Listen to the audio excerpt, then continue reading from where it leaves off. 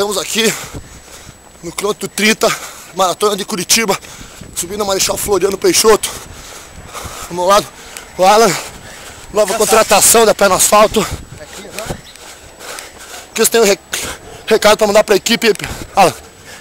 Bom, corrida é difícil, estamos no meio de uma subida agora, falta aí 12 km e ano que vem vamos estar com toda a equipe aqui, mais de 40, 50 Pé no Asfalto. Isso daí. Isso aí, valeu, Alan. Ali atrás temos o Rodrigo. Pé no Asfalto! Mandando mensagem. Mensagem pro pessoal que ficou em casa dormindo, hein? Ano que vem quero ver todo mundo correndo aqui com a gente. Penoasfalto.com.br. Valeu!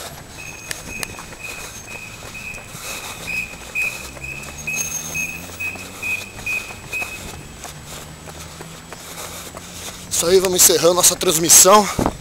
Mais pra frente a gente continua. Um abraço pra todo mundo.